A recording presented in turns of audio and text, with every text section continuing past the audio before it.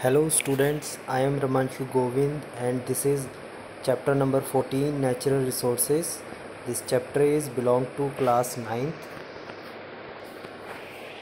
सो chapter name जिस तरह के ਆਪਾਂ देख सकते हैं नैचुरल रिसोर्सिस मतलब कि ਜਿਹਦੇ ਕਰਕੇ ਜੋ ਅਰਥ ਹੈ ਇਹਦੇ ਉੱਤੇ ਲਾਈਫ ਚੱਲ ਰਹੀ ਹੈ ਉਹ ਰਿਸੋਰਸਿਸ ਕਿਹੜੇ ਨੇ। ਸੋ ਉਹਦੇ 'ਚ ਦੋ ਤਰ੍ਹਾਂ ਦੇ ਅਗਰ ਆਪਾਂ ਅਰਥ ਦੀ ਗੱਲ ਕਰੀਏ ਤਾਂ ਦੋ ਤਰ੍ਹਾਂ ਦੇ ਰਿਸੋਰਸਿਸ ਹੁੰਦੇ ਆ। ਇੱਕ ਹੁੰਦੇ ਆ ਬਾਇਓਟਿਕ, ਇੱਕ ਹੁੰਦੇ ਆ ਅਬਾਇਓਟਿਕ। ਬਾਇਓਟਿਕ ਹੁੰਦੇ ਆ ਜਿਹਦੇ 'ਚ ਲਿਵਿੰਗ ਹੁੰਦੀਆਂ ਨੇ ਚੀਜ਼ਾਂ, ਓਕੇ, ਔਰ ਅਬਾਇਓਟਿਕ ਹੁੰਦੇ ਆ ਜੋ ਨੋਨ ਲਿਵਿੰਗ ਹੁੰਦੇ। ਬਟ ਇਹ ਰਿਸੋਰਸਿਸ ਜੋ ਨੇ ਇਹਨਾਂ ਕਰਕੇ ਹੀ ਲਾਈਫ ਚੱਲ ਰਹੀ ਹੈ। ਸੋ ਜਿਸ ਤਰ੍ਹਾਂ water, air, atmosphere and sunlight, these are natural resources क्योंकि इन्हां करके ही अर्थ के उत्ते बैलेंस बनया होया हर चीज़ का, ओके। सो एयर दे विच ऑक्सीजन जो ह्यूमन बीइंग्स ले, हर लिविंग बीइंग्स ले जरूरी है। इसी तरह वाटर जो लाइफ है एक तरह की, एंड सनलाइट तो है ही है जिहदे करके अर्थ के उत्ते हर तरह का जो प्लांट आ वो ग्रो करते हैं, अपना फूड बनाते हैं। सो जो प्लांट्स होंदे ये प्रोड्यूसर होंदे आ जिहदे उत्ते डायरैक्टली और इनडायरैक्टली हर एनीमल जो आ वो डिपेंड करता। सो देखो ये फस्ट क्वेश्चन की आंदा वा, what are the resources on the earth. So earth उत्ते पूछ रहा किहड़े रिसोर्सिस है जिहदे करके अर्थ उत्ते लाइफ प्रेजेंट है। So there are land, water and air. So ये की है कि तीन ऐसे साधन आ जिहदे करके अर्थ उत्ते लाइफ है। That is first is land, then water and air. The outer crust of earth is called the lithosphere. जो अर्थ की आउटर क्रस्ट है ना जिहदे उत्ते आपां लिव करते हैं इनू कहते हैं lithosphere.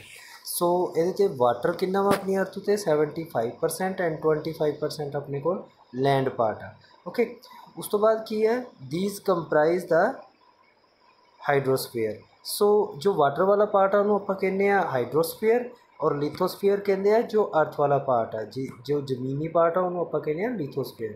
The air that cover the whole earth like a blanket is called atmosphere. और जो ऊपर वाला सारा पोर्शन है क्रस्ट के ऊपर वाला अपना जो इन्वायरमेंट बनया हुआ जो एटमोसफेयर है वो किहदे कवर है, एयर दे नाल, okay. The living thing are found where these three exist. So earth उत्ते किते भी ये तीन चीज़ां होणगियां तो लिविंग बीइंग जो ने वो एग्जिस्ट करनगे। बट ये एक होर बहुत इंपॉर्टेंट लाइन है वो सनलाइट, जिहदे बगैर ये चीज़ां पॉसीबल नहीं हो सकदियां, okay. So living things are found where these three exist. This life supporting zone of earth where the atmosphere, the hydrosphere and lithosphere interact and make life possible is known as biosphere. So biosphere ਆਪਾਂ ਕਿਹਨੂੰ ਕਹਿੰਦੇ ਆ ਜਿੱਥੇ ਤਿੰਨੇ ਚੀਜ਼ਾਂ ਹੋਣ, atmosphere, ਲਿਥੋਸਫੀਅਰ and ਹਾਈਡਰੋਸਫੀਅਰ। ਜਿੱਥੇ ਤਿੰਨੇ ਚੀਜ਼ਾਂ ਇਕੱਠੀਆਂ ਹੁੰਦੀਆਂ ਮਿਲਦੀਆਂ ਨੇ ਉੱਥੇ ਹੀ ਲਾਈਫ ਪੋਸੀਬਲ ਆ, ਔਰ ਉਹਨੂੰ ਆਪਾਂ ਕੀ ਕਹਿੰਦੇ ਆ, ਬਾਇਓਸਫੀਅਰ, ਓਕੇ। ਨਾਓ ਇਸ ਚੈਪਟਰ ਦਾ ਫਸਟ ਟੋਪਿਕ ਹੈ ਦ ਬਰੀਥ ਆਫ ਲਾਈਫ, ਏਅਰ। सो ये आप ब्रीफली एयर बारे डिस्कस करांगे मेजरली, ओके। सो अर्थ उत्ते जो ब्लैंकेट बनया हुआ एटमोसफेयर का दैट इज़ एयर। एयर की होंगी है, air is a mixture of many gases, ठीक, many gases, water vapour and some dust particles, ये सारिया चीज़ां मिक्स करके की बनती है एयर, ठीक। सो एयर दे विच मेजर पार्ट दो ही होंगे अर्थ के उत्ते, first is nitrogen, second is oxygen, okay. So nitrogen ये उत्ते बहुत ज़्यादा होंगी है, 78% होंगी है, ओके। सो जो नाइट्रोजन वाला पार्ट है वो नाइट्रोजन अपने को कितनी है जिन्हों आप N2 के नाल रिप्रजेंट करते हैं अर्थ उत्ते ये होंगी है 78%, ओके। एंड जो ऑक्सीजन होंगी है जिन्हों आप O2 नाल रिप्रजेंट करते हैं दैट इज़ 21%, ओके। सो जो नाइट्रोजन है वो कितने परसेंट होगी, दैट इज़ 78%, एंड जो ऑक्सीजन है दैट इज़ 21%। बची कुछ ही रेशो के आती है कार्बन डाइऑक्साइड यानी कि CO2 दैट इज़ 0.003%। और जो कार्बन डाइऑक्साइड है ना ये हमेशा फिक्स ही रही है। इनू फिक्स करने के जो पॉइंट ने वो किहड़े ने, क्वेश्चन आ सकता तुहानू कि किस तरह जो कार्बन आ वो जो कार्बन डाइऑक्साइड आ वो एटमोसफेयर फिक्स किस तरह रहिंदा, उहदा फ्रैक्शन जो दी क्वांटिटी है वो फिक्स किस तरह रहिंदी है। So there are two ways. First is green plant convert carbon dioxide into glucose in the presence of sunlight. So first part की है ग्रीन प्लांट की करते हैं कि जो कार्बन डाइऑक्साइड है इनू ग्लूकोज च कन्वर्ट कर देंगे, ठीक। And second many marine animals use carbonate dissolved in the sea water to make their shells। Okay so ਇਹ ਦੋ ਤਰੀਕਿਆਂ ਦੇ ਨਾਲ ਜੋ ਕਾਰਬਨ ਡਾਈਆਕਸਾਈਡ ਆ ਉਹ ਅਰਥ ਦੇ ਉੱਤੇ ਫਿਕਸ ਕੁਆਂਟਿਟੀ 'ਚ ਹੀ ਰਹਿੰਦੀ। ਸੋ ਨੈਕਸਟ ਇਹਦੇ 'ਚ ਆਪਾਂ ਗੱਲ ਕਰਾਂਗੇ ਕਿ ਜੋ ਹੁਣ ਇਹ ਐਟਮੋਸਫੇਅਰ ਹੈ ਇਹਦਾ ਰੋਲ ਕੀ ਆ ਕਲਾਈਮੇਟ ਦੇ ਵਿੱਚ। ਦੇਖੋ ਅਗਰ ਐਟਮੋਸਫੇਅਰ ਹੈ ਨਾ ਆਪਣਾ ਅਰਥ ਦੇ ਉੱਤੇ ਤਾਂ ਉਹਦੇ ਕਰਕੇ ਜੋ ਕਲਾਈਮੇਟ ਆ ਆਪਣੀ ਅਰਥ ਉੱਤੇ ਕੰਟਰੋਲ 'ਚ ਰਹਿੰਦਾ ਵਾ। ਜੋ ਆਪਣੇ ਸਰਦੀਆਂ ਗਰਮੀਆਂ ਆਉਂਦੀਆਂ ਨੇ, ਜੋ ਇਹ ਬਰਸਾਤਾਂ ਆਉਂਦੀਆਂ ਨੇ, ਇਹ ਜੋ ਸਾਰੇ ਸੀਜ਼ਨ ਹੈ ਇਹ ਐਟਮੋਸਫੇਅਰ ਦੇ ਵਿੱਚ ਹੀ ਕੰਟਰੋਲ ਕਰਕੇ ਨੇ। ਠੀਕ ਸੋ ਹੁੰਦਾ ਕੀ ਹੈ ਕਿ ਜੋ ਏਅਰ ਆ ਹਮੇਸ਼ਾ गर्म हो के ऊपर जाती है और ऊपर जाके एटमोसफेयर च कूल होके नीचे आती है। ठीक इसी तरह जो जिथे जिथे जिथे जिथे समुंदर है या वाटर बॉडीज़ ने ओके उस जगह के उत्ते भी इस तरह की है कि जो एयर्स ने जो विंड आ वो फ्लो करती रहती है हर टाइम। ठीक सो ये करके की है जो अर्थ का एटमोसफेयर है वो हमेशा कंट्रोल च रहिंदा वा। ਇਹਦਾ एक एग्जाम्पल तुसीं देख सकते हो कि मून ते अर्थ दोनों ही सन तो जो है इक्वल डिस्टेंस ते है। ठीक बट ये बावजूद भी मून के उत्ते तो हुण कोई एटमोसफेयर है नहीं। कोई एटमोसफेयर ना होने करके देखो उत्थे टैंपरेचर किद्दां जांदा वा -190 degree Celsius to 110 degree Celsius. देखो ਜਦੋਂ ठंडा ਹੁੰਦਾ ਤਾਂ ਇੰਨਾ ਜ਼ਿਆਦਾ ਹੋ ਜਾਂਦਾ 0 डिग्री ਤੇ ਪਾਣੀ ਜੰਮ ਜਾਂਦਾ -190 डिग्री ਕਿ बहुत ज़्यादा ठंड एक्सट्रीम लैवल ਤੇ। ओके सिमिलरली जो टैंपरेचर मून के उत्ते बहुत ज़्यादा हाई हो जाता 110 डिग्री सैल्सीयस। 100 डिग्री सैल्सीयस का वाटर का बॉइलिंग पॉइंट होंदा यानी कि अगर उत्थे गर्मी पै रही है तो पूरा पानी बॉयल हो चुका होगा। क्यों हो रहा है? क्योंकि उत्थे एटमोसफेयर नहीं है। एटमोसफेयर होना की होंदा वा कि जो डे आवर्स दे विच जिन्नी गर्मी होंदी है नाइट टाइम दे विच वो सारी गर्मी हीट एनर्जी के रूप च बाहर निकल जाती है, स्केप हो जाती है आउटर स्पेस, जो कि पॉसीबल आ सिर्फ काहदे नाल एटमोसफेयर होने नाल। ओके सो जो भी टैंपरेचर इनक्रीज़ हो रहा वा ये की है कि जो एटमोसफेयर है बहुत इंपॉर्टेंट रोल प्ले करता वा। Now the next topic is the movement of air. देखो विंड की अगर डेफिनेशन आती what is wind then it is the movement of air. So तुसीं देखिया होगा कि जो बहुत ज़्यादा गर्मी पैंदी है उदों कई बार हनेरियां भी चलदियां वा और कई बार की हुंदा कि हल्की जी बारिश भी होंदी है। सो ये पिछे रीज़न की है क्यों इस तरह हो रहा वा कि बहुत तेज़ हवा चल रही है। कौन डिसाइड करता कि हुण जो बारिश होगी या हुण गर्मी पऊगी। अगर गर्मी पै रही है तो बहुत तेज़ हवा चलूगी। सो ये पिछे छोटे जे रीज़न है। वो रीज़न की है? वो रीज़न है टैंपरेचर। ओके सो अर्थ जो है हर जगह तो इक्को जी नहीं है, ना ही सनलाइट हर जगह इक्को जी पै रही है। ठीक कुछ एक अर्थ के पार्ट ऐसे है जिथे डायरैक्ट सन पै रहा और कुछ एक पार्ट्स के उत्ते जो सनलाइट आ वो थोड़ी जी देर ना पैंदी है। इस तरह वाटर बॉडीज़ अगर विच आ जांदियां तो वाटर बॉडीज़ का अगर ध्यान देखो तो वाटर बॉडीज़ लेट हीट होंदियां ने, अर्थ जल्दी हीट होंदी है। सो बहुत सारा टैंपरेचर डिफरेंस आना की है कि जो एयर आ वो मूव करती है। सो हुण इनू इस चीज़ में इस तरह समझो थोड़ा जिहा कि हुण अगर आप किसी कोस्टल एरिया की गल करा मैं कोस्टल एरियाज़ किहड़े? कोस्टल एरियाज़ जिथे समुंदर वगैरह हुंदा वा ऐसे एरियाज़। ओके उत्थे की हुंदा वा कि डे टाइम धुप्प पै रही है, ठीक सनलाइट पै रही है तो लैंड ते वाटर दोनों ही जो आ लैंड पार्ट और जो वाटर वाला पार्ट आ दोनों ही हीटअप हो रहे हैं।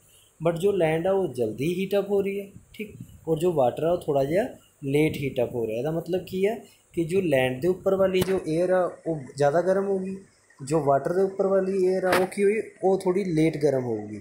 सो जो एयर गर्म होंदी है तो वो की होंदी है एक्सपैंड होंदी है तो उपर नूं जाना शुरू कर देंदी है। हुण जो लैंड वाला पार्ट आ उत्थे की होया कि एयर तो गर्म होकर उपर चलेगी। सो उत्थे की हो गया प्रैशर घट गया। ठीक बट हुण की होया कि जो नाल लगदा वाटर बॉडी सी या समुंदर सी या ओशन सी उहदे च की होया कि जो ओदी एयर सी जो कि ठंडी सी लैंड के मुकाबले सो वो ओदी जगह ते आना शुरू कर दिंदी है।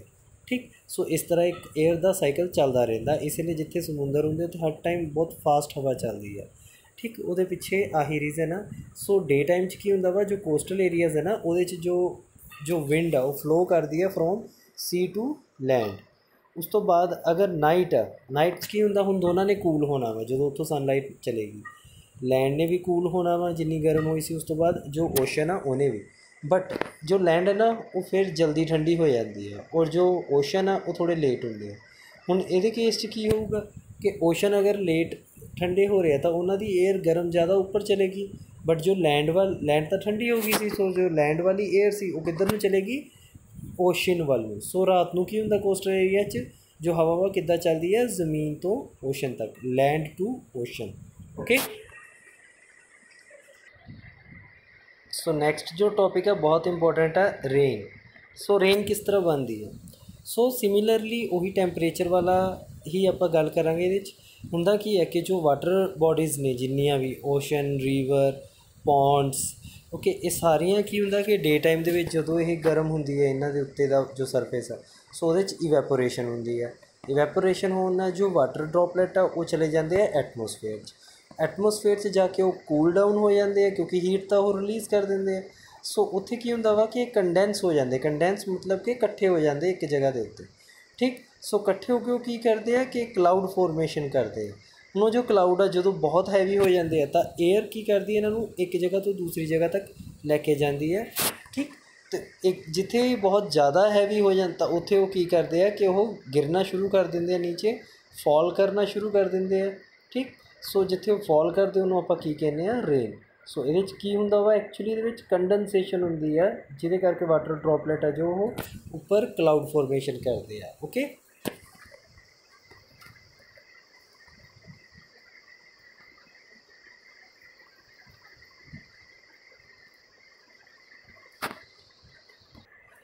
So next topic is air pollution. Air pollution ਜੋ ਆ ਇਹਦੇ ਬਹੁਤ ਸਾਰੇ ਰੀਜ਼ਨ ਨੇ।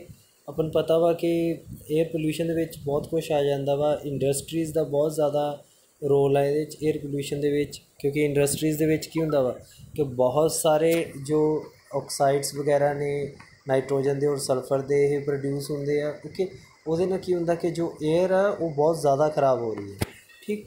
ਹੋਰ ਕੀ ਹੈ ਇਹਦੇ 'ਚ, ਜੋ ਫੋਸਿਲ ਫਿਊਲ ਜਿਸ ਤਰ੍ਹਾਂ ਕੋਲ ਐਂਡ ਪੈਟਰੋਲੀਅਮ ਆ ਜੋ ਆਪਣੇ ਵਹੀਕਲ ਚੱਲਦੇ ਆ, ਇਹ ਜਦੋਂ ਬਰਨ ਹੁੰਦੇ ਆ ਤਾਂ ਇਹਨਾਂ ਦੇ ਕਰਕੇ ਵੀ ਨਾਈਟ੍ਰੋਜਨ ਅਤੇ ਸਲਫਰ ਦੇ ਜੋ ਆਕਸਾਈਡ ਆ ਉਹ ਪ੍ਰੋਡਿਊਸ ਹੁੰਦੇ ਆ ਔਰ ਜੋ ਏਅਰ ਆ ਉਹ ਖ਼ਰਾਬ ਹੋ ਰਹੀ ਆ ਉਹਦੇ ਨਾਲ, ਠੀਕ।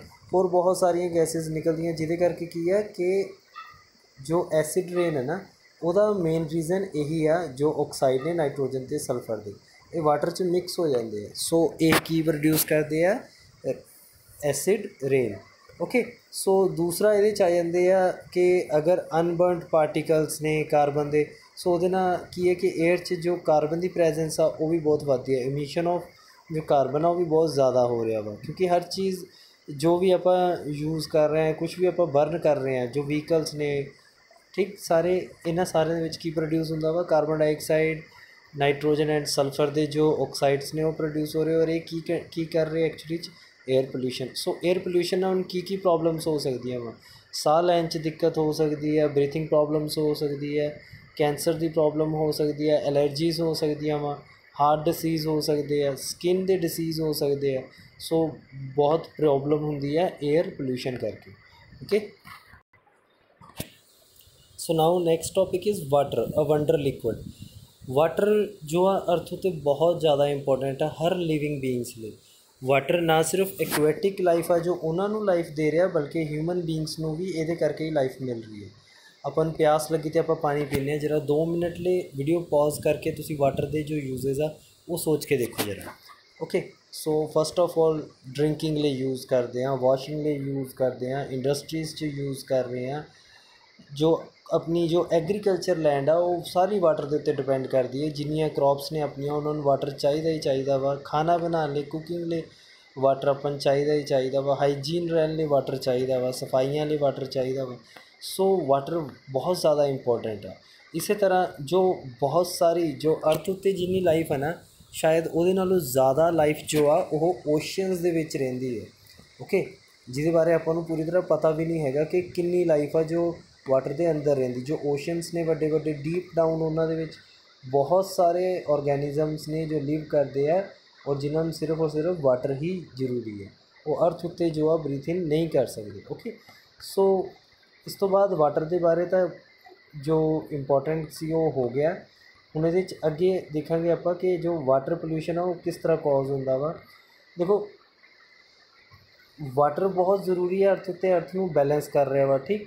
ਸੋ ਇਹ ਆਪਾਂ ਨੂੰ ਪਤਾ ਲੱਗ ਗਿਆ। ਸੋ ਵਾਟਰ ਇੱਕ ਜਗ੍ਹਾ ਤੋਂ ਦੂਸਰੀ ਜਗ੍ਹਾ ਕਿਸ ਤਰ੍ਹਾਂ ਜਾਂਦਾ ਉਹ ਆਪਾਂ ਨੂੰ ਪਤਾ ਵਾ ਕਿ ਰੇਨ, ਇਸ ਤੋਂ ਪਹਿਲਾਂ ਆਪਾਂ ਗੱਲ ਕਰ ਚੁੱਕੇ ਹਾਂ। ਜੋ ਵਾਟਰ ਸਾਈਕਲ ਆ ਉਹ ਏਅਰ ਦੀ ਔਰ ਟੈਂਪਰੇਚਰ ਦੀ ਹੈਲਪ ਨਾਲ ਜੋ ਆ ਇੱਕ ਜਗ੍ਹਾ ਤੋਂ ਦੂਸਰੀ ਜਗ੍ਹਾ ਮੂਵ ਕਰ ਰਿਹਾ ਵਾ ਇਨ ਦਾ ਫੋਰਮ ਆਫ ਕਲਾਊਡਸ। ਓਕੇ, ਸੋ ਹੁਣ ਇਸ ਤੋਂ ਬਾਅਦ ਆਪਾਂ ਗੱਲ ਕਰਾਂਗੇ ਵਾਟਰ ਪੋਲਿਊਸ਼ਨ ਦੀ। ਸੋ ਵਾਟਰ ਪੋਲਿਊਸ਼ਨ ਕਾਹਦੇ ਕਰਕੇ ਹੋ ਰਿਹਾ? ਵਾਟਰ ਪੋਲਿਊਸ਼ਨ ਬਹੁਤ ਚੀਜ਼ਾਂ ਕਰਕੇ ਹੋ ਰਿਹਾ। ਸਭ ਤੋਂ ਪਹਿਲਾਂ ਇੰਡਸਟਰੀਜ਼ ਦੇ ਵਿੱਚ ਜੋ ਵੇਸਟ ਹੁੰਦੀ ਆ ਉਹਨੂੰ ਜੋ ਵਾਟਰ ਦੇ ਵਿੱਚ ਮਿਕਸ ਕਰਦੇ ਆ। ਦੂਸਰਾ, ਜੋ ਸ਼ਹਿਰਾਂ 'ਚ ਨਿਕਲਣ ਵਾਲੇ ਸੀਵਰੇਜ ਆ, ਜੋ ਸੀਵੇਜ ਆ, ਇਹਦਾ ਜਿੰਨਾ ਵੀ ਮਟੀਰੀਅਲ ਸਾਰਾ ਵਾਟਰ ਬੋਡੀਜ਼ ਦੇ ਵਿੱਚ ਜਾ ਰਿਹਾ ਵਾ। ਹੋਰ ਵੀ ਬਹੁਤ ਸਾਰੀਆਂ ਹਿਊਮਨ ਐਕਟੀਵਿਟੀਜ਼ ਨੇ ਜਿਨ੍ਹਾਂ ਕਰਕੇ ਵਾਟਰ ਪੋਲਿਊਟ ਹੋ ਰਿਹਾ। ਔਰ ਦੂਸਰਾ ਇਹਦੇ 'ਚ ਰੀਜ਼ਨ ਜੋ ਮੇਜਰ ਕਾਰਨ ਆ ਉਹ ਆ ਕ੍ਰੌਪ ਪ੍ਰੋਡਕਸ਼ਨ 'ਚ। ਐਗਰੀਕਲਚਰ 'ਚ ਆਪਾਂ ਫਰਟੀਲਾਈਜ਼ਰ ਐਂਡ ਪੈਸਟੀਸਾਈਡ, ਵੀਡੀਸਾਈਡਸ ਬਹੁਤ ਜ਼ਿਆਦਾ ਯੂਜ਼ ਕਰਦੇ ਹਾਂ। ਉਹਦਾ ਨੁਕਸਾਨ ਕੀ ਹੈ ਕਿ ਜਦੋਂ ਬਾਰਿਸ਼ ਆ ਗਈ ਨਾ, ਉਹ ਜਿੰਨਾ ਕੁ ਉਹਨਾਂ ਨੂੰ ਚਾਹੀਦਾ ਵਾ ਪਲਾਂਟਸ ਨੂੰ ਉਹਨਾਂ ਕੁ ਉਹਨਾਂ ਨੇ ਯੂਜ਼ ਕਰਕੇ ਬਾਕੀ ਸਾਰਾ ਉਹਨਾਂ ਲਈ ਵੇਸਟ ਆ। ਹੁਣ ਜਦੋਂ ਬਾਰਿਸ਼ ਆ ਗਈ, ਉਹ ਪਾਣੀ ਸਾਰਾ ਵਹਿ ਕੇ ਕਿਤੇ ਰੀਵਰਸ 'ਚ ਚਲਾ ਗਿਆ, ਪੌਂਡਸ 'ਚ ਚਲਾ ਗਿਆ, ਤਾਂ ਉਹ ਆਪਣੇ ਨਾਲ ਸਾਰੇ ਜੋ ਪੋਇਜ਼ਨਸ ਕੈਮੀਕਲ ਨੇ ਇਹਨਾਂ ਨੂੰ ਆਪਣੇ ਨਾਲ ਲੈ ਜਾਂਦਾ ਵਾ। ਹੁਣ ਉਹਦੇ ਨਾਲ ਕੀ ਹੁੰਦਾ ਕਿ ਜੋ ਐਕੁਐਟਿਕ ਲਾਈਫ ਆ, ਜੋ ਪਾਣੀ 'ਚ ਰਹਿਣ ਵਾਲੇ ਜੀਵ ਆ, ਉਹਨਾਂ ਨੂੰ ਵੀ ਬਹੁਤ ਨੁਕਸਾਨ ਹੋ ਰਿਹਾ। ਪਲੱਸ ਜੋ ਪਾਣੀ ਉਹ ਲੋਕ ਯੂਜ਼ ਕਰ ਰਹੇ ਉਹਨਾਂ ਨੂੰ ਵੀ ਬਹੁਤ ਨੁਕਸਾਨ ਹੋ ਰਿਹਾ। ਇੰਡਸਟਰੀਜ਼ ਲੱਗਦੀਆਂ ਨੇ, ਐਸਿਡ ਫੈਕਟਰੀਜ਼ ਹੋ ਗਈਆਂ, ਉਹਨਾਂ ਕਰਕੇ ਕੀ ਹੈ ਕਿ ਜਿੰਨਾ ਉੱਥੇ ਦਾ ਪਾਣੀ ਹੁੰਦਾ ਉਹ ਸਾਰਾ ਖ਼ਰਾਬ ਹੋ ਰਿਹਾ ਵਾ। ਸੋ ਵਾਟਰ ਪੋਲਿਊਸ਼ਨ ਲਈ ਇਹ ਕੁਛ ਫੈਕਟਰਸ ਨੇ ਜੋ ਬਹੁਤ ਰਿਸਪੋਂਸੀਬਲ ਨੇ। ਓਕੇ, ਹੁਣ ਇਸ ਤੋਂ ਬਾਅਦ ਕੀ ਹੈ? ਸੋ ਇਸ ਤੋਂ ਬਾਅਦ ਕੀ ਹੈ ਕਿ ਆਪਾਂ ਹੁਣ ਜੋ ਆਹ ਪੁਆਇੰਟਸ ਨੇ ਇਹਨਾਂ ਨੂੰ ਇੱਕ ਵਾਰ ਜ਼ਰੂਰ ਦੇਖ ਲਿਓ ਪੌਜ਼ ਕਰਕੇ। ਮੈਂ ਇਹਨਾਂ ਨੂੰ ਥੋੜ੍ਹੀ ਦੇਰ ਲਈ ਇਹਦੇ ਉੱਤੇ ਰੱਖ ਦਿੱਤਾ ਤਾਂ ਕਿ ਤੁਸੀਂ ਪੌਜ਼ ਕਰਕੇ ਦੇਖ ਸਕੋ ਇਹਨੂੰ ਜ਼ੂਮ ਕਰਕੇ ਕਿ ਲਿਖਿਆ ਕੀ ਹੋਇਆ। ਓਕੇ, ਜੋ ਮੈਂ ਦੱਸਿਆ ਉਹੀ ਚੀਜ਼ਾਂ ਨੇ ਇਹਦੇ 'ਚ, ਹੋਰ ਕੁਛ ਨਹੀਂ ਹੈ।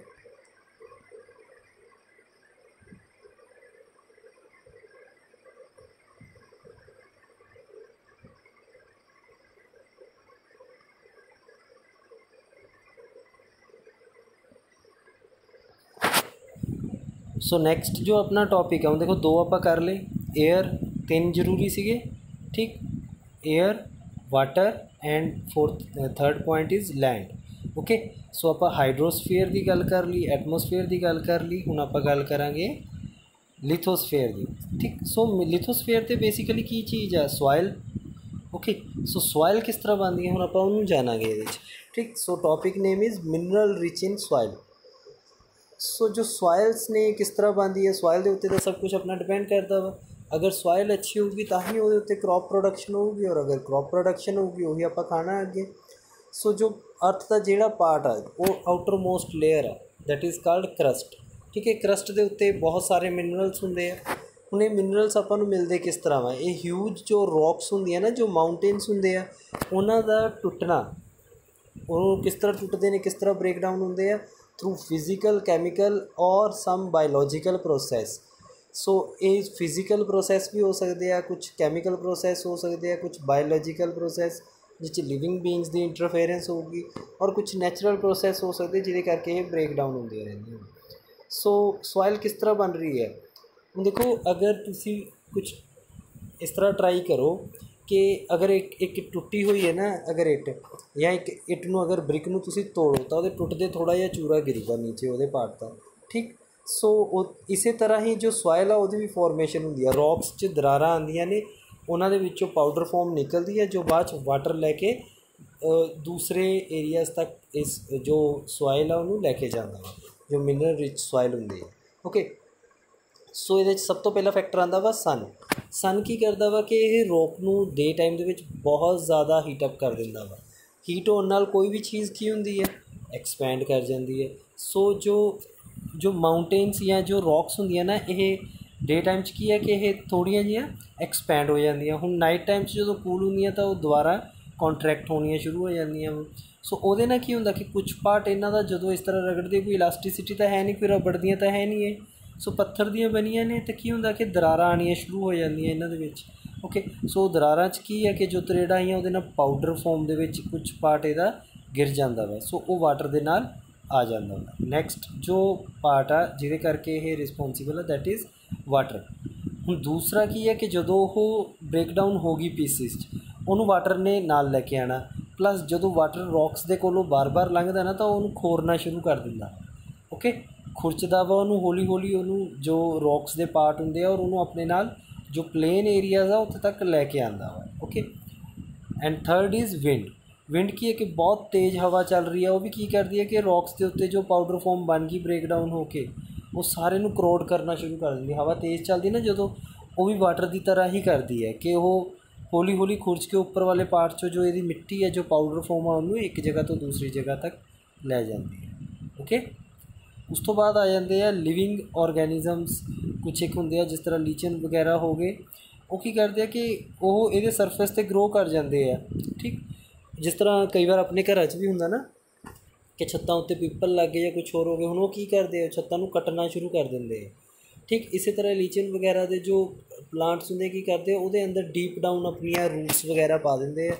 ਉਹਦੇ ਨਾਲ ਕੀ ਹੁੰਦਾ कि जो रॉक्स ने हौली हौली टुट ਜਾਂਦੀਆਂ, सॉइल फॉर्म च कन्वर्ट हो ਜਾਂਦੀਆਂ, पाउडर फॉर्म च कन्वर्ट हो ਜਾਂਦੀ।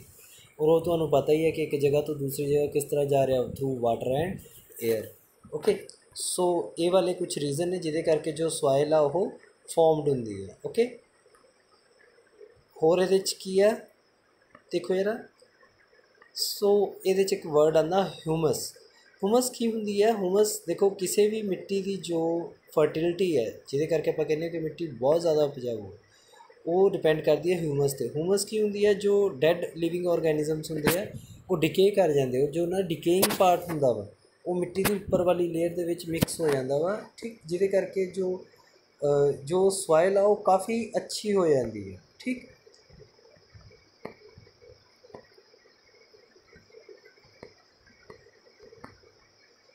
now next topic is what? Next topic is biogeochemical cycle.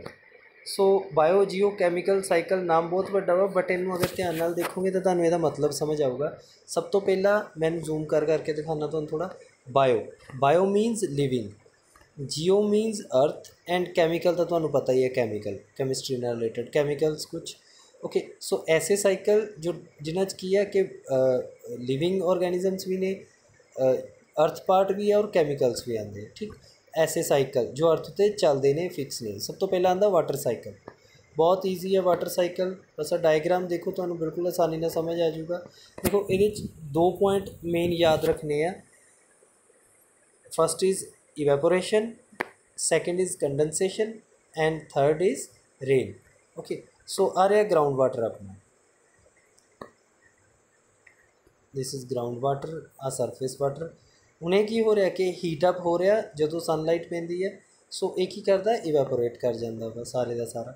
Okay, so evaporate करके चल जाता वा एटमोसफेयर जिथे कूल डाउन हो जाता वा। ठीक, सो उत्थे की हुंदा क्लाउड फॉर्मेशन होंदी है। इनू आपां प्रोसैस नूं कहंदे कंडेंसेशन। इस तरह ना सिर्फ वाटर इवेपोरेट होंदा वा, जो प्लांट्स ने ना ये भी अर्थ का जो ग्राउंड वाटर है, जो आह वाला ग्राउंड वाटर है ना, जो आ ग्राउंड वाटर है, इनू प्लांट्स एब्जॉर्ब करते हैं और थ्रू ट्रांसपीरेशन एटमोसफेयर दे विच रिलीज़ कर देते हैं। हुण एक साइड ते इवेपोरेशन हुई है और एक साइड के उत्ते ट्रांसपीरेशन हुई है। ये दोनों करके की है कि क्लाउड फॉर्मेशन हो रही है। ओके, सो उस तो बाद की है क्लाउड फॉर्मेशन होगी। उस तो बाद जो क्लाउड सी वो रेन करते हैं। सो जो रेनफॉल होंदा वा उस तो बाद की है कि वाटर दोबारा वाटर बॉडीज़ च आ गया। सो इस तरह जो वाटर का साइकिल आ वो चलता रहता वा। ठीक, नैक्सट इस तो बाद अगला साइकिल किहड़ा वा? अगला साइकिल है नाइट्रोजन का। ये तुसी 8th क्लास च कर चुके हो, एक बार दोबारा इनू रिवाइज जरूर कर लो, कुछ टफ नहीं है ये। सो देखो एटमोसफेयर च नाइट्रोजन 78% होंदी है। ठीक, जिस साइड नू एरो जा रहे हो उस साइड नू देखो सिर्फ। देखो फर्स्ट साइकिल की है कि नाइट्रोजन फिक्सेशन हुई, फिर की है कि ग्रीन प्लांट्स ने वो जो प्रोटोप्लाज्म किया उन्होंने जो नाइट्रोजन फिक्सेशन सी अपनी। उस तो बाद की होया कि ग्रीन प्लांट्स तो बाद देखो उन्हें 2 स्टैप चलते हैं। एक तो होंदा कि जो ग्रीन प्लांट दे विच नाइट्रोजन बनी है वह अमोनीफिकेशन होया, उस तो बाद अमोनीया बनया, फिर वो नाइट्राइट बने, फिर नाइट्रेट बने, और उस तो बाद की है कि यह डी नाइट्रीफिकेशन होंदी है और उस तो बाद एटमोसफेयर च मिक्स हो जाती है। ये हो गया फर्स्ट साइकिल। दूसरा साइकिल ये किहड़ा वा? दूसरा साइकिल है ये कि ग्रीन प्लांट्स नूं एनीमल ने खादा, एनीमल्स की वेस्ट तो अमोनीया बनया, फिर तो नाइट्राइट बने, फिर नाइट्रेट बने, फिर डी नाइट्रीफिकेशन हुई, उस तो बाद नाइट्रोजन एटमोसफेयर च वापस आ गया।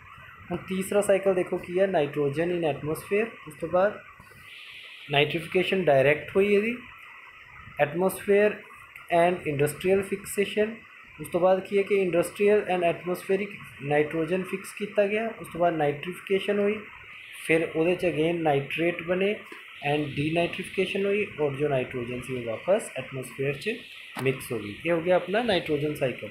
ये जो साइकिल है ना, इन्हों के मतलब की होंगे कि जो चीज़ है वो फिक्स रहूगी, ठीक, जिथे मर्जी घूम जे वो जो मर्जी यूज़ कर ले, एट लास्ट जो वापस एटमोसफेयर च ही आ जाएगी। ओके, इस तो बाद नैक्सट साइकिल है कार्बन साइकिल। कार्बन साइकिल थोड़ा जिहा कन्फ्यूजिंग है बट इन्ना ज़्यादा नहीं है, अगर ध्यान नाल देखो ये बहुत सारे साइकिल नाल चल रहे। तो कार्बन डाइऑक्साइड, तो फस्ट स्टैप जिधर नूं एरो जा रहे उस साइड में देखो, कार्बन इन एटमोसफेयर। ओके, उस तो बाद फस्ट स्टैप च की होया इत्थे कार्बोनेट बने इन वाटर, उस तो बाद इहदा लाइमस्टोन बने। लाइमस्टोन नूं आपां फरदर यूज़ कर लेने, लाइमस्टोन चौक वगैरह जिन्ना कैल्शियम दी चीज़ां बनदियां लाइमस्टोन तो बनदियां।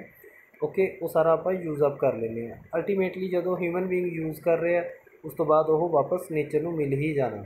सो सैकेंड देखो ये स्टैप की है ऑर्गैनिक कंपाउंड, प्लांट्स जो कार्बन डाइऑक्साइड में यूज़ करते अपना फूड तैयार करने। ठीक, वो तो बाद की है कि अगर प्लांट्स डैड हो गए कल्ले तो की हो गया, उन्होंने तो कोल बन गया। ठीक, जो आप कोल यूज़ करते सी वो प्लांट्स तो या ट्रीज़ तो ही बनता सी, और उन्होंने वो कार्बन डाइऑक्साइड जो है अपनी फूड बनाने यूज़ की थी। सो कोल बन गया, कोल फरदर आप बर्न करते हैं तो एटमोसफेयर च अगेन कार्बन डाइऑक्साइड चले जाती है।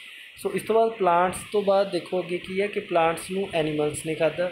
ठीक, एंड एनीमल एंड प्लांट मिल के की करते हैं दोनों पेट्रोलियम बनाया, और जो पेट्रोलियम भी बर्न होगा उदों की होगा अगेन कार्बन डाइऑक्साइड जो है एटमोसफेयर च मिक्स हो जाएगी। दूसरा की है कि कुछ एक एनीमल्स की करते हैं कि कार्बन डाइऑक्साइड तो अपने शैल बनाते हैं। ठीक, जिस तरह वो सीप वगैरह होंगे ना जो समुंदर च होंगे, वो सारे के जो ऊपर वाला बॉडी पार्ट होंगे उस हार्ड कैल्शियम तो बनया होंगे। ठीक, सो वो कितों मिलता उन्होंने कार्बन डाइऑक्साइड में कन्वर्ट करके। ठीक, उस तो बाद एनीमल्स की कर रहे हैं दूसरा काम रेस्पिरेशन, ऑक्सीजन ले रहे हैं और कार्बन डाइऑक्साइड रिलीज़ कर रहे हैं। So at last carbon dioxide कितने चलेगी वापस एटमोसफेयर। नैक्सट साइकिल देखो केड़ा वा, so there is no more cycles. So उस तो बाद एक छोटा जिहा टॉपिक है देखो the green house effect. Green house effect की होंदा वा कि देखो जो कार्बन डाइऑक्साइड है ना, कार्बन डाइऑक्साइड की खासियत होंदी है कि यह हीट नूं अपने अंदर लॉक कर लेंदी है। ठीक, मतलब जो हीट है ना उन्होंने अपने अंदर इन्हें स्टोर कर लेना वा, और जिस जगह पर कार्बन डाइऑक्साइड बहुत ज़्यादा होगी उस जगह पर की होगा कि जो टैंपरेचर है बहुत ज़्यादा हो जाएगा। ਹੁਣ ਕੀ है कि अर्थ के उत्ते जिस तरह पोल्यूशन इनक्रीज़ होया, सो अर्थ वाले हिस्से के उत्ते की है कि कार्बन डाइऑक्साइड वध गई। हूँ कार्बन डाइऑक्साइड वध गई तो वो की करूगी, एक तो अपनी सन तो हीट आ रही है उन्होंने भी इन्हें अपने अंदर लॉक कर लिया, एक अपनी अर्थ हीट रिलीज़ कर रही है इन्हें उन्होंने भी लॉक कर लिया। सो वो नाल की होया वो पूरी जगह जिस जगह के उत्ते कार्बन डाइऑक्साइड सी वो सारा एरिया गर्म हो गया बहुत ज़्यादा। सो उस इफेक्ट में आपां की कहने आ ग्रीन हाउस इफेक्ट। ओके, सो एक मेजर कारण है कि कार्बन डाइऑक्साइड एक ग्रीन हाउस गैस है। So next cycle is oxygen cycle. So oxygen cycle easy है, देखो एटमोसफेरिक ऑक्सीजन है, एरो जिस साइड में जा रहे हो उस साइड कॉन्सनट्रेट करो जरा। ऑक्सीजन यूज़ हुई रेस्पिरेशन ह्यूमन बींग्स ने यूज़ की थी। ठीक, उस तो बाद की है ह्यूमन बींग ने कार्बन डाइऑक्साइड रिलीज़ की थी। इसी तरह रेस्पिरेशन वाली ऑक्सीजन यूज़ की थी वाटर च, कुछ पार्ट ऑक्सीजन का यूज़ हो गया वाटर च। हुण वाटर एंड कार्बन डाइऑक्साइड दोनों मिलके आप कित्थे यूज़ कर रहे फोटोसिंथसिस च। फोटोसिंथसिस च प्लांट की करते ऑक्सीजन एक पार्ट ऑक्सीजन का रिलीज़ करता एटमोसफेयर च, दूसरे दे उन्होंने ग्लूकोज बनाते। ओके, सो ग्लूकोज अगेन तुसी देखो तो रेस्पिरेशन वाले ह्यूमन बींग्स ने इन्हों खाना वा, फिर रेस्पिरेशन करनी है, कार्बन डाइऑक्साइड रिलीज़ करनी है, और इस तरह जो फोटोसिंथसिस दोबारा होगी सो जो ऑक्सीजन आ हो एटमोसफेयर च वापस चली जाएगी। So next topic is ozone layer, बहुत इंपॉर्टेंट है ओजोन लेयर वाला पार्ट।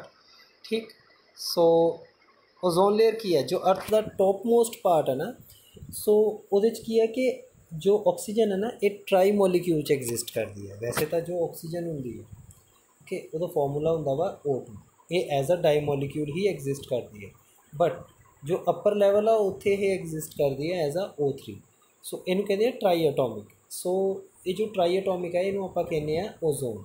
सो ओजोन जो लेयर है इसका फंक्शन की है, मेजर फंक्शन है इसका ਜੋ ਸਨਲਾਈਟ ਆ ਰਹੀ ਹੈ ਨਾ ਆਪਣੀ ਅਰਥ 'ਤੇ, ਉਹਦੇ 'ਚ UV ਰੇਜ਼ ਹੁੰਦੀਆਂ ਨੇ। ਉਹ UV ਰੇਜ਼ ਆਪਣੀ ਹਿਊਮਨ ਬੀਂਗਸ ਲਈ ਜਾਂ ਕਹਿ ਲਓ ਕਿ ਅਰਥ ਉੱਤੇ ਜਿੰਨੀ ਲਿਵਿੰਗ ਲਾਈਫ ਹੈ ਨਾ, ਉਹ ਸਾਰਿਆਂ ਲਈ ਬਹੁਤ ਖਤਰਨਾਕ ਹੈ। ਸੋ ਜੋ ਇਹ ਓਜ਼ੋਨ ਲੇਅਰ ਹੁੰਦੀ ਹੈ, ਇਹ ਜੋ UV ਰੇਜ਼ ਹੈ ਨਾ ਉਹਨੂੰ ਫਿਲਟਰ ਕਰ ਦਿੰਦੀਆਂ ਨੇ, ਉਹਨੂੰ ਆਪਣੇ ਅੰਦਰ ਹੀ ਟਰੈਪ ਕਰ ਦਿੰਦੀਆਂ ਨੇ। ਉਹਦੇ ਨਾਲ ਕੀ ਆ ਕਿ ਸਿਰਫ ਔਰ ਸਿਰਫ ਸਨ ਦੀ ਜੋ ਯੂਜ਼ਫੁਲ ਲਾਈਟ ਆ ਉਹੀ ਅਰਥ ਤੱਕ ਪਹੁੰਚਦੀ ਹੈ, ਔਰ ਜੋ ਦੂਸਰਾ ਪਾਰਟ ਆ UV ਵਾਲਾ ਉਹ ਅਰਥ ਤੱਕ ਨਹੀਂ ਆਉਂਦਾ, ਉਹ ਤੋਂ ਆਪਾਂ ਬਚ ਜਾਂਦੇ ਹਾਂ। ਬਟ ਹੁਣ ਅੱਗੇ ਕੀ ਹੈ ਕਿ ਜੋ ਓਜ਼ੋਨ ਲੇਅਰ ਆ, ਪਿੱਛੇ ਜੇ ਕੁਛ ਟਾਈਮ ਪਹਿਲਾਂ ਇਹ ਰਿਪੋਰਟ ਆਈ ਸੀ ਕਿ ਜੋ ਓਜ਼ੋਨ ਲੇਅਰ ਆ ਉਹ ਉਹਦੇ 'ਚ ਹੋਲ ਹੋ ਗਿਆ। ਹੋਲ ਕਿਉਂ ਹੋ ਗਏ? ਕਿਉਂਕਿ ਜੋ ਮੈਨ ਮੇਡ ਕੰਪਾਊਂਡਸ ਆ ਲਾਈਕ CFC, ਜਿਹਨੂੰ ਆਪਾਂ ਕਾਰਬਨ ਕੰਪਾਊਂਡ ਕਹਿੰਦੇ ਹਾਂ ਜਾਂ ਕਲੋਰੋਫਲੋਰੋਕਾਰਬਨ ਕਹਿੰਦੇ ਹਾਂ, ਉਹ ਇਸ ਜੋ ਓਜ਼ੋਨ ਲੇਅਰ ਹੈ ਇਹਨੂੰ ਉਹ ਡਿਸਟਰੋਏ ਕਰ ਰਹੀ ਹੈ। ਜੋ ਹਿਊਮਨ ਐਕਟੀਵਿਟੀज़ ਨੇ, ਜਿਸ ਤਰ੍ਹਾਂ ਫਰਿੱਜ ਵਗੈਰਾ ਹੋ ਗਏ, ਉਹਨਾਂ 'ਚ ਜੋ ਗੈਸ ਰਿਲੀਜ਼ ਹੁੰਦੀ ਹੈ, ਪਰਫਿਊਮ ਵਗੈਰਾ 'ਚ ਯੂਜ਼ ਹੁੰਦੀ ਹੈ CFC, ਕਾਰਬਨ, ਕਲੋਰੋਫਲੋਰੋ।